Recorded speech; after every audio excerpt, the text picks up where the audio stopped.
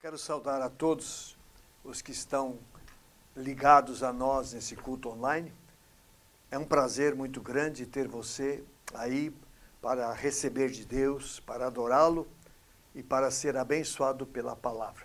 Que o seu coração esteja aberto para que Deus faça aquilo que Ele tem preparado para a sua vida. O salmista Davi, ele diz no Salmo 51, que é o salmo onde ele expressa seu arrependimento por causa dos seus pecados, ele diz: purifica-me com hisopo e ficarei limpo, lava-me e ficarei mais alvo do que a neve. Cria em mim, ó Deus, um coração puro e renova dentro de mim um espírito inabalável. Esse é o grande desafio de Deus para a vida de cada um de nós, estarmos humildes na presença do Senhor, para que Ele ministre a nossa vida e nós possamos tomar as decisões que a palavra recomenda para podermos agradar o Senhor em todo o tempo através da nossa vida. Que Deus abençoe você nesse tempo. Eu quero orar. Senhor, eu coloco em Tuas mãos esse tempo. Deus, que o Espírito do Senhor esteja conduzindo esse momento, Pai, para que cada pessoa que está ligada, Deus amado, online conosco, seja de uma forma ou de outra abençoada. Deus, que a graça do Senhor, o amor do Senhor, Deus, o Espírito Santo do Senhor, mova e age em cada coração, para fortalecimento dos teus filhos e para a glória e louvor do nome do Senhor. Eu oro em nome de Jesus. Amém.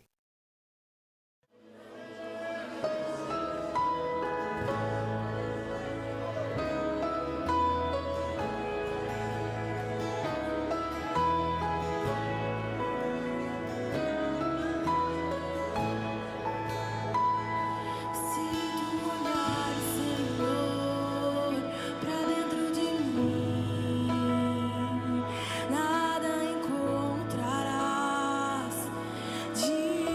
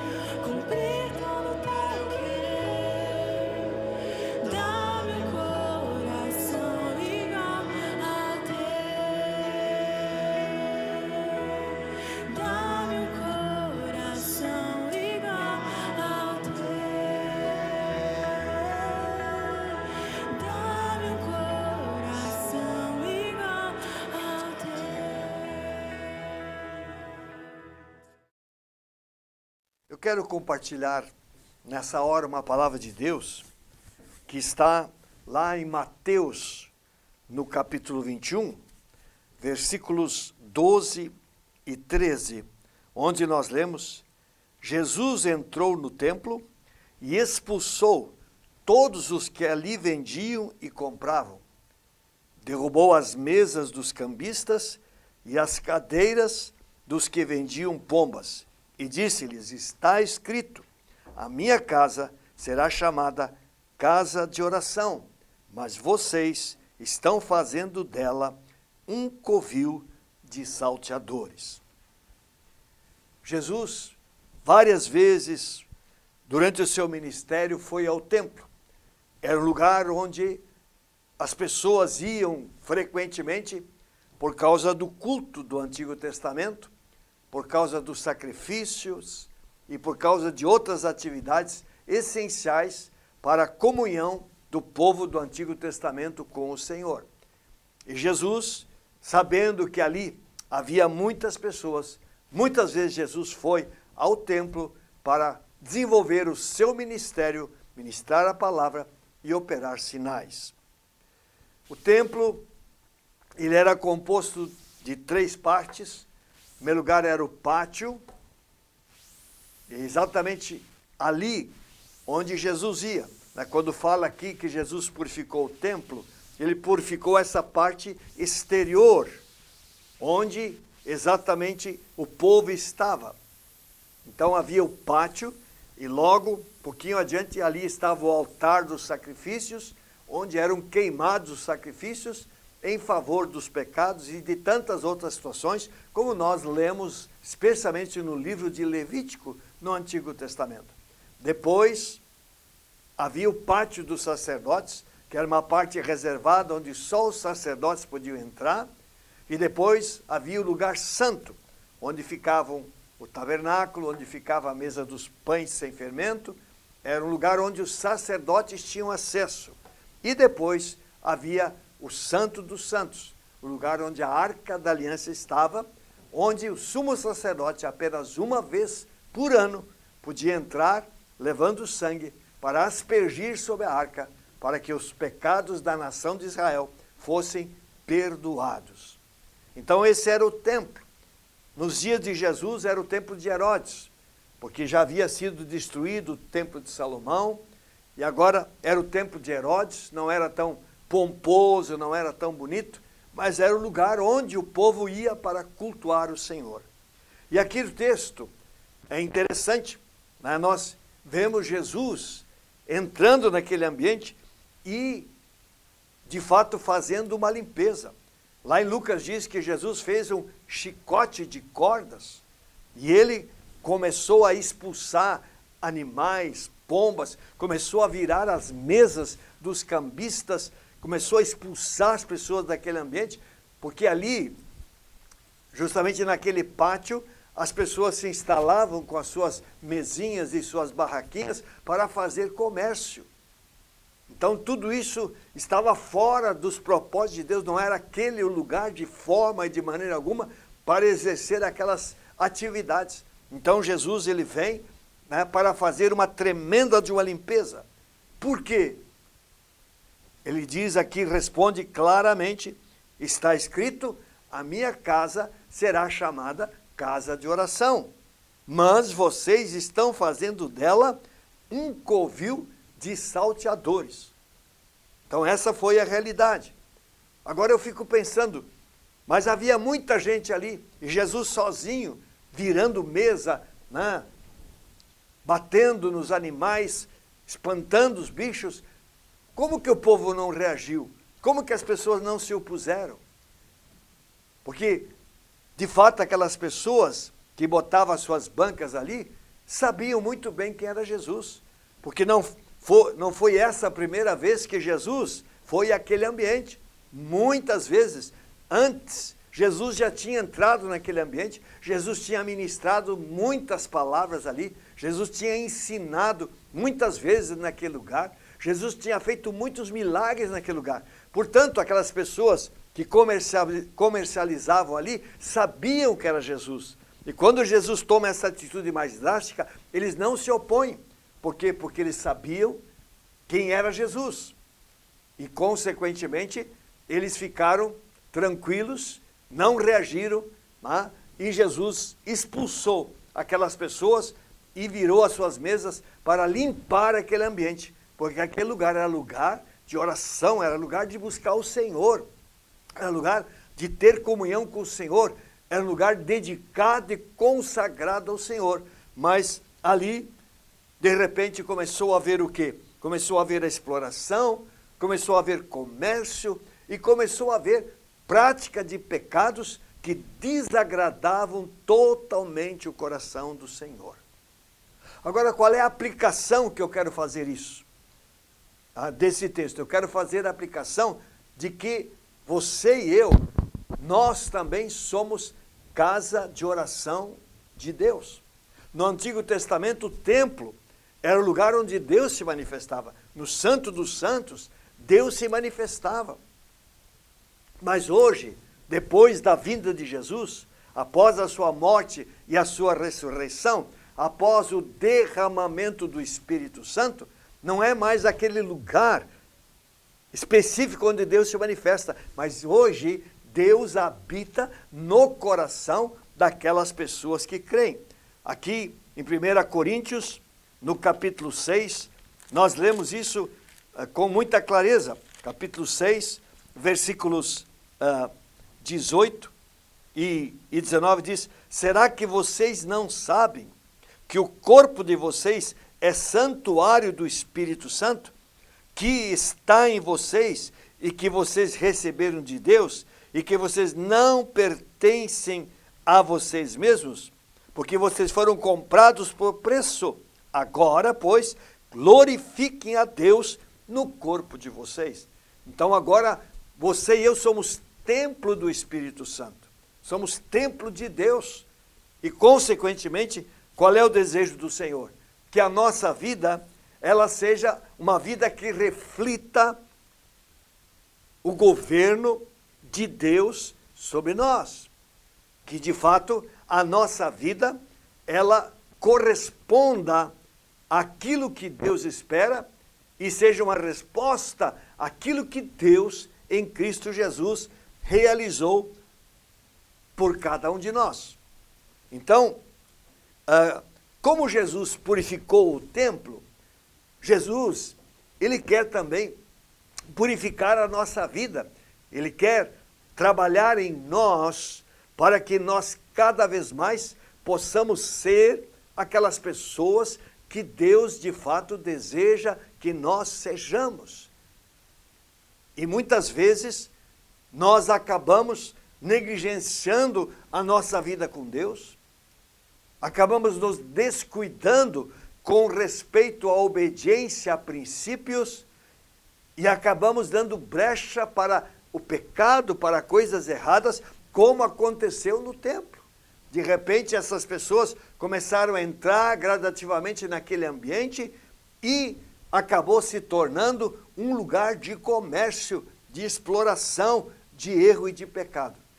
Sabe, esse processo sutilmente, às vezes acontece conosco.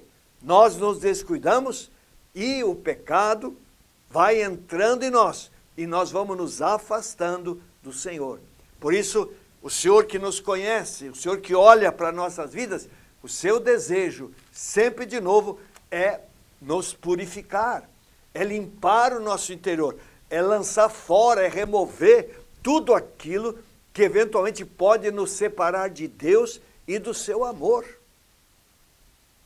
Então, o que é necessário para que a nossa vida seja casa de oração, para que nós de fato agrademos o coração do Senhor, que de fato o Espírito de Deus possa habitar em nós e controlar o nosso ser? Em primeiro lugar, nós temos que estabelecer Jesus como Salvador e Senhor da nossa vida.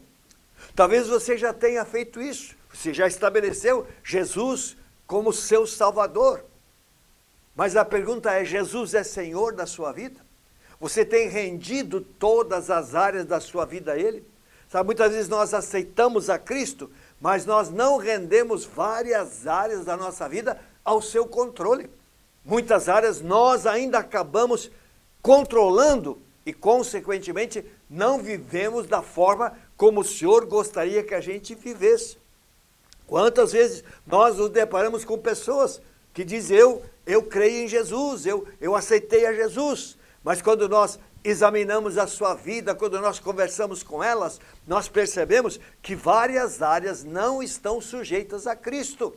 Várias áreas as pessoas ainda não renderam ao Senhor. Então é absolutamente necessário, para que a nossa vida seja a casa de oração, que nós estabeleçamos Jesus como Salvador, mas também o façamos Senhor da nossa vida.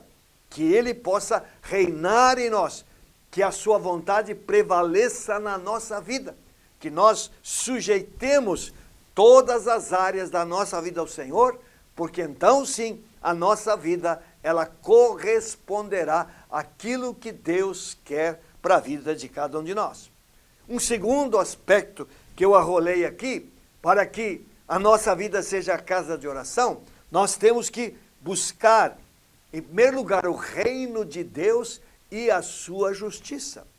Amados, quando nós olhamos hoje ao redor, quantas ofertas vêm para nós, quantas coisas que o mundo oferece que são tão luminosas, tão brilhantes, aparentemente tão agradáveis. E muitas vezes nós acabamos cedendo a essas coisas.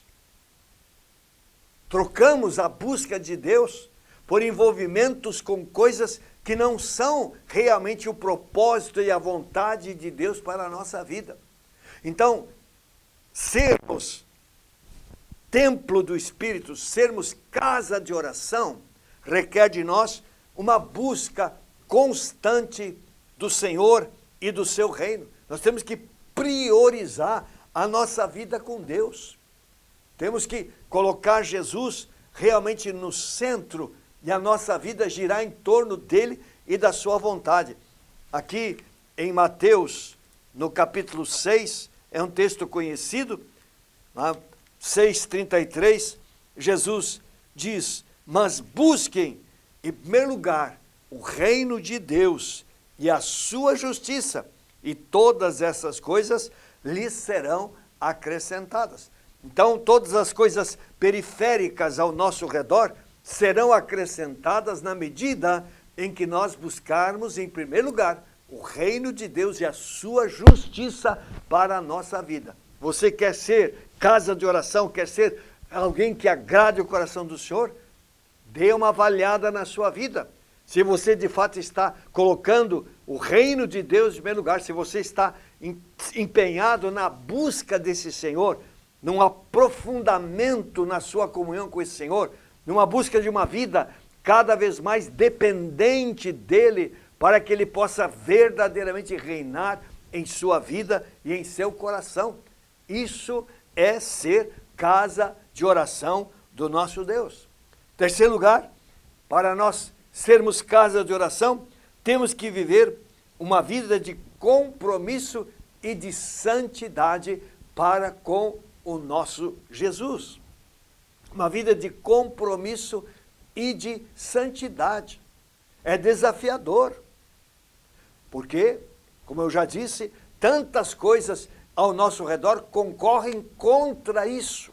Tentam nos impedir, tentam nos iludir, tentam simplesmente nos confundir, embaçar os nossos olhos para que nós não vejamos claramente aquilo que realmente o Senhor quer para a nossa vida.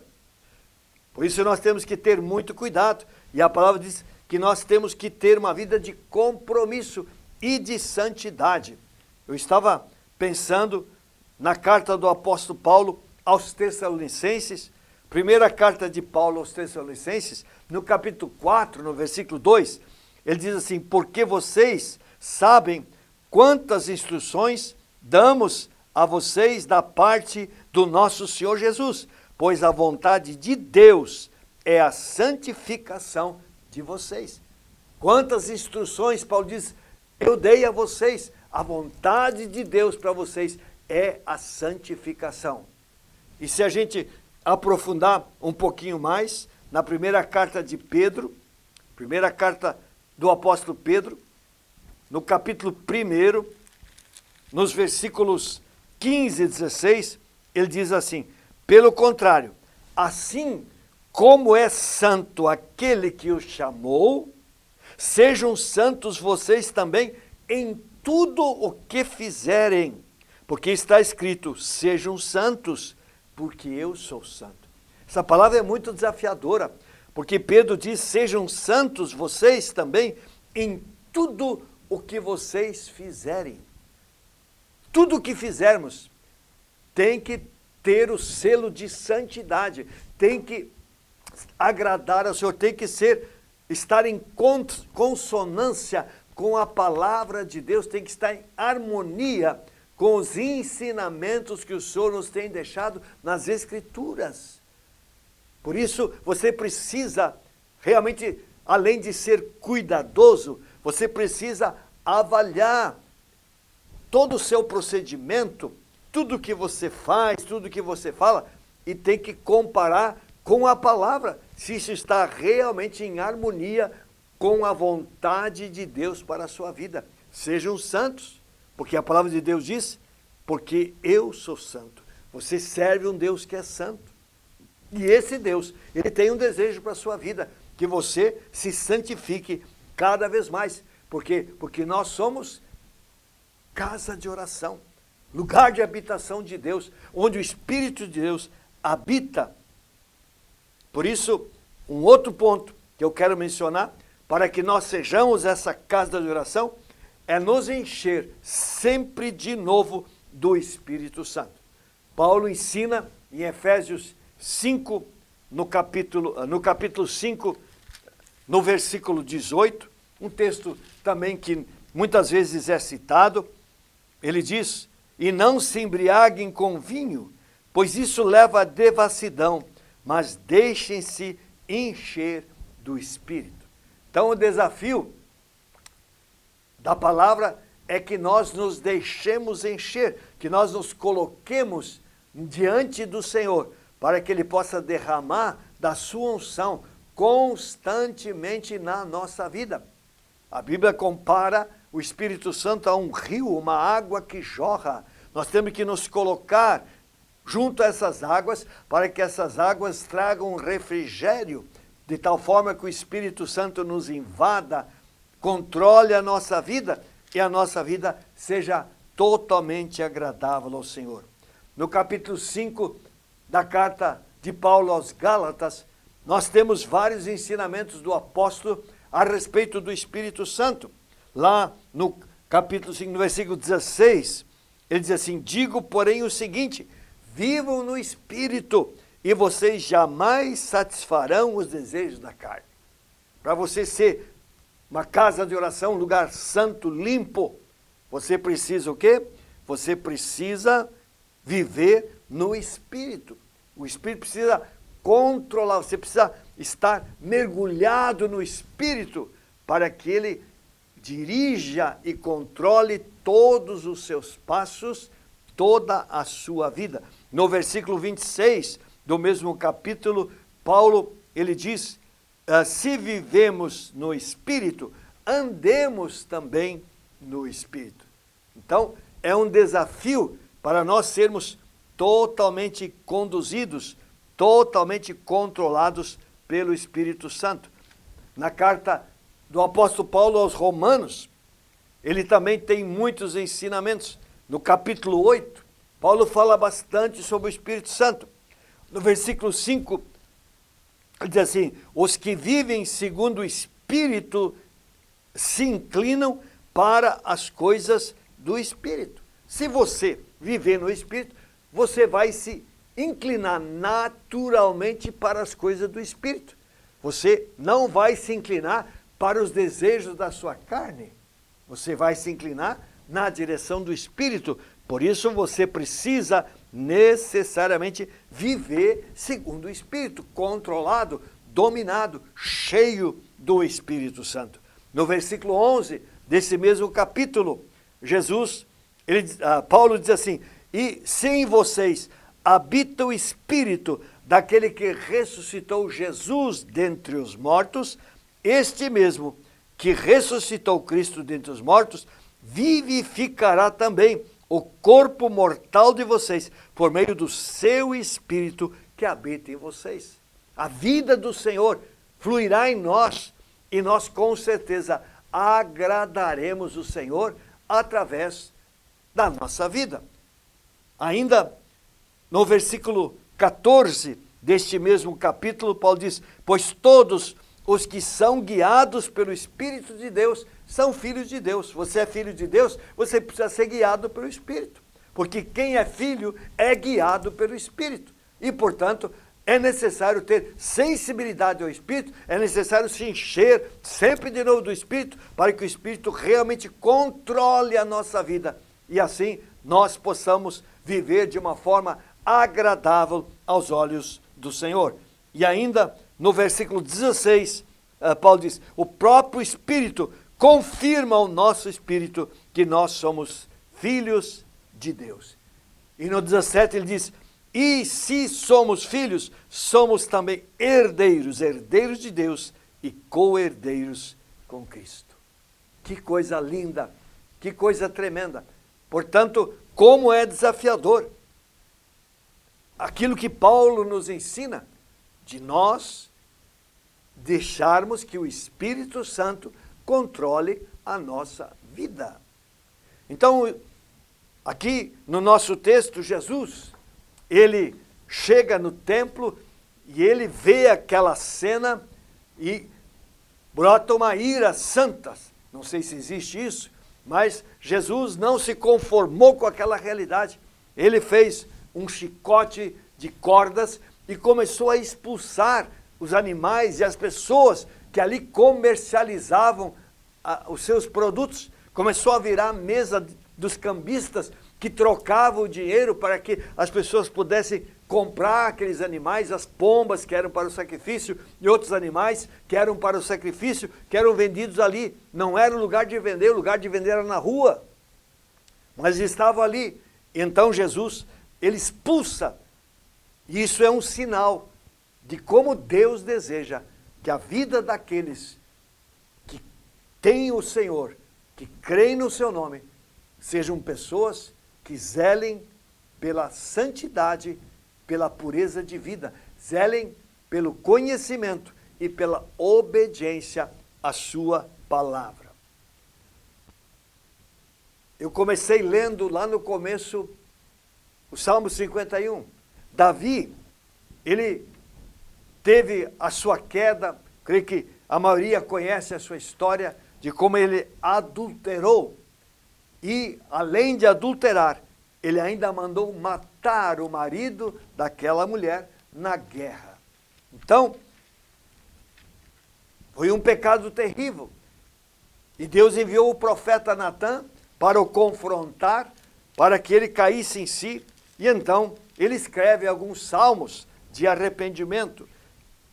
Ele entendeu o seu pecado e ele compreendeu o quanto ele precisava quebrantar o seu coração e pedir perdão para que Deus tratasse com ele, para que ele não caísse novamente numa cilada do adversário em qualquer área da sua vida e pecasse contra o Senhor. Então, no Salmo 26, ele diz assim no versículo 2: examina-me, Senhor, e prova-me, sonda o meu coração e os meus pensamentos. Davi orava ao Senhor, dizia: ó Deus, examina-me, Senhor. Ele dizia: Senhor, prova-me, sonda o meu coração, porque ele não queria que o pecado permanecesse na sua vida. Ele não queria estar numa posição vulnerável onde ele pudesse novamente cair. Então ele escreve nesse salmo exatamente esse pedido diante do Senhor.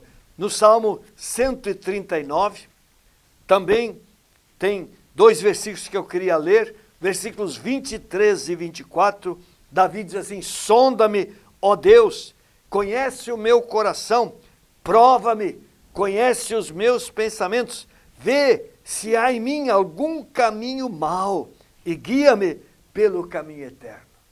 Davi é uma referência, é um exemplo para você e para mim. Porque ele se colocava diante do Senhor, dizendo: Senhor, sonda-me, ó Deus. Conhece o meu coração. Claro que Deus conhece o teu coração, Deus conhece o meu coração. Mas Davi dizendo: Deus, mostra se há alguma área da minha vida que está desajustada, está fora do propósito. Mostra para que eu possa corrigir o curso da minha vida. Diz: prova-me, conhece os meus pensamentos. Aliás, tudo começa aqui nos nossos pensamentos, depois vai para ações, às vezes fica só nos pensamentos, mas da mesma forma é pecado contra Deus que nos afasta da vontade do Senhor. Ele diz: vê se há em mim algum caminho mau e guia-me pelo caminho eterno. Que essa seja a tua oração, que essa seja a minha oração, para que nós possamos ser, de fato, casa de oração, habitação de Deus, um lugar limpo e santo, onde o Senhor possa habitar e possa morar como Deus e Senhor das nossas vidas. O apóstolo Paulo, também uma referência, ele teve o seu encontro com o Senhor lá na porta da cidade de Damasco, no caminho, e ali ele teve uma conversão realmente profunda, tremenda e extraordinária, e agora a sua vida, ela estava totalmente focada no Senhor.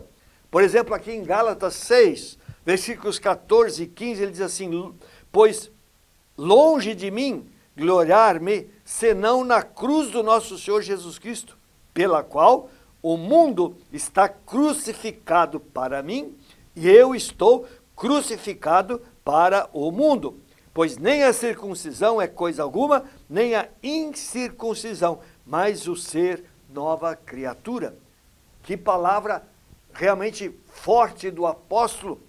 Ele diz assim: olha, o que me interessa é a cruz de Cristo, é estar plenamente ligado a Cristo Jesus, ter um relacionamento profundo, sério, verdadeiro com esse Senhor, de tal forma que Jesus possa guiar e controlar os passos.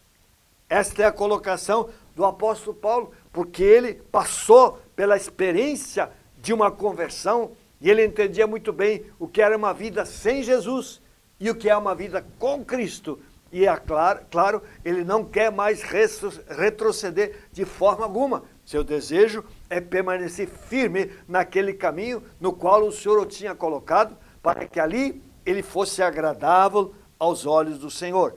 Gálatas também, no mesmo livro, no capítulo 2, também um texto muito citado, o final do versículo 19 e o começo do versículo 20, Paulo diz assim: estou crucificado com Cristo, logo não sou mais eu quem vive, mas Cristo vive em mim, e esse viver que agora tenho na carne, vivo pela fé no Filho de Deus, que me amou e se entregou por mim.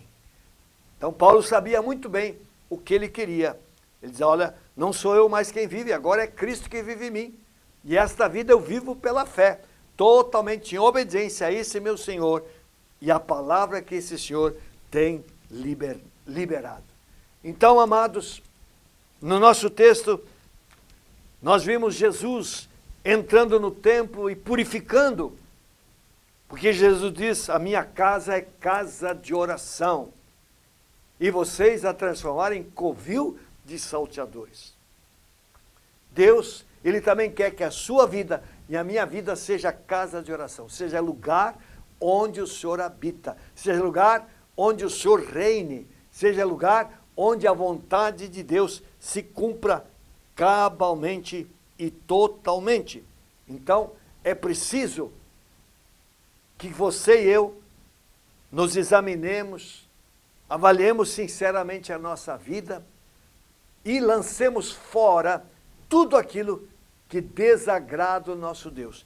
Repito, nós vivemos num contexto de sociedade extremamente desafiador, vemos a maldade cada vez mais multiplicando ao nosso redor, vemos valores sendo mudados, não mais sendo claros, vemos princípios sendo quebrados, vemos ideologias sendo apregoadas, coisas que vão contra o absoluto da palavra de Deus. E é nesse contexto que você e eu vivemos. E é nesse contexto que o Senhor nos desafia a avaliarmos a nossa vida para ver se nós somos casa de oração, isto é, se nós somos realmente a habitação de Deus, se a nossa vida está centrada no Senhor, se o nosso propósito de fato é viver para a glória e honra do nome daquele que nos amou, nos resgatou e que habita no nosso coração. Então, meu irmão, minha irmã, precisamos certamente ser muito honestos conosco mesmo. Por isso o exemplo de Davi, ele é muito bom. Ele diz, Senhor, examina-me, sonda o meu coração, me ajuda a ver se há algum erro em mim. Que essa seja a tua atitude, que essa seja a minha atitude. Que nós vamos, Deus, por favor, me ajuda, que o teu Espírito me mostre se há áreas da minha vida que estão fora da tua vontade, que eu tenho errado, onde eu tenho deixado brecha, mostra. E então, que haja arrependimento, que haja uma tomada de posição, de lançar fora tudo aquilo que desagrada o Senhor, para que a nossa vida seja de fato um lugar limpo, agradável, onde o Senhor possa habitar, que a nossa vida seja o templo do Espírito Santo. Deus abençoe a sua vida em nome de Jesus. Amém. Eu quero orar por você. Cada um se conhece, cada um sabe da sua vida. E uma coisa eu sei, Deus te ama. Deus tem projetos lindos para a sua vida. E o Senhor quer que você seja uma pessoa pura e limpa diante dEle. Uma pessoa dedicada ao Senhor. Casa de oração, estou usando essa figura. Uma pessoa onde Deus possa habitar. Onde Deus possa se manifestar. Onde a glória de Deus possa se derramar. Coloque-se diante do Senhor. Eu vou orar. Senhor Deus, vivemos num mundo onde a maldade prolifera. Senhor Deus, onde verdades e princípios que o Senhor tem deixado são rejeitados, são desprezados, são negligenciados e, consequentemente, pessoas enveredam por caminhos que estão completamente contrários àquilo que o Senhor gostaria. Mas é nesse contexto, ó Deus, que todos nós vivemos. Eu quero orar por cada pessoa que está ligada a nós nesse momento, que o Senhor, ó Deus, pelo Espírito, venha tocar nos corações. Senhor, age nas mentes, Pai, mostra se há caminhos tortuosos na vida dos meus irmãos e das minhas irmãs. Se há, Senhor Deus, pensamentos, Deus, que fere o coração do Senhor. Se há palavras que têm saído dos lábios dos teus filhos que são contra a vontade de Deus. Se há ações ou reações, Deus amado, que tem ferido a verdade de Deus. Eu oro, revela-te ao coração dos teus filhos. E ó Espírito Santo, toca nas vidas e nos corações. Deus opera algo lindo, profundo e tremendo em cada coração. Senhor, levanta pessoas realmente cheias do Espírito, pessoas comprometidas com o Senhor, pessoas que busquem em primeiro lugar o reino de Deus e a sua justiça, pessoas que estabeleçam Jesus como Senhor. E, consequentemente, as suas vidas estejam totalmente debaixo da direção e do controle desse Deus. Pai, eu quero abençoar cada um que está ligado a este culto agora, em nome de Jesus. Amém. Antes de finalizar, sempre fazemos isso, eu quero orar por pessoas que estão doentes ou que têm outro tipo de problema. Talvez você está desempregado, talvez tenha pessoas que sofrem de insônia ou estão enfrentando uma depressão ou, no mínimo, uma ansiedade mais profunda. Sabe, Jesus é poderoso, Ele é o príncipe da paz e Ele é capaz de mudar essa situação no seu interior, mudar qualquer área da sua vida, porque Ele é Deus. E quando nós cremos nele e na sua palavra, quando nós cremos na obra que Jesus realizou, quando nós entendemos que quando Ele disse está consumado, tudo aquilo que você e eu precisamos foi conquistado, com certeza nós vamos atrair milagres de Deus para a nossa vida, vamos nos alegrar e poderemos glorificá-lo. Por isso, lance sobre Ele todas as situações e circunstâncias da sua vida, Ele vai te abençoar. Senhor Deus, em nome de Jesus, eu quero orar para que o Espírito Santo, que conhece cada pessoa que está orando comigo nesta hora, que sabe exatamente qual é a necessidade dessa pessoa. Eu oro, ó Espírito Santo, para que tu toques agora, haja sobre essa vida, de uma maneira poderosa e extraordinária, em nome de Jesus. Pai, que haja uma mudança, que haja uma transformação gerada, operada pelo Senhor em cada vida. Que, ó Deus, as doenças sejam curadas em nome de Jesus. Senhor Deus, eu declaro cura e restauração em nome de Jesus.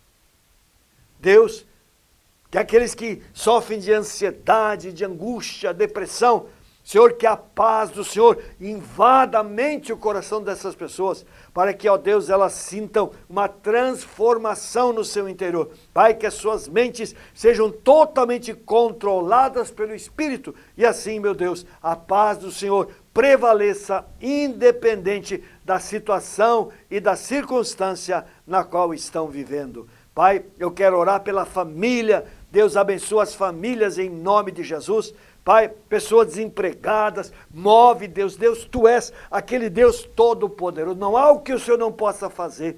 Não há área que o Senhor não possa transformar. E a minha oração em nome de Jesus é: vá onde estão essas pessoas.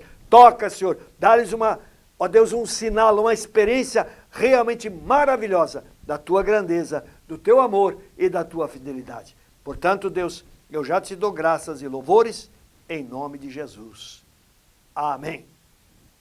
Só lembrando, esse fim de semana acontecerá a cruzada Brasil em Chamas ali na FENAC em Novo Hamburgo.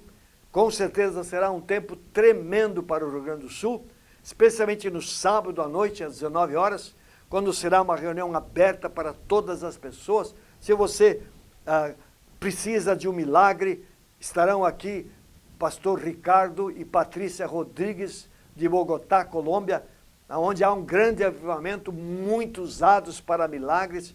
Vá lá na FENAC, entrada é franca, no próximo sábado, 19 horas, e seja abençoado. Nós teremos aqui na comunidade nossas atividades normais. Sábado haverá junção livres de qualquer forma. Venha e seja abençoado. No domingo, nós teremos os cultos da família, às 9 horas da manhã e às 19 horas. Participe e seja abençoado. Obrigado por você ter estado conectado conosco, estar ligado conosco, recebendo esse momento, participando dele. Que Deus abençoe a sua vida e a sua casa, em nome de Jesus. Amém.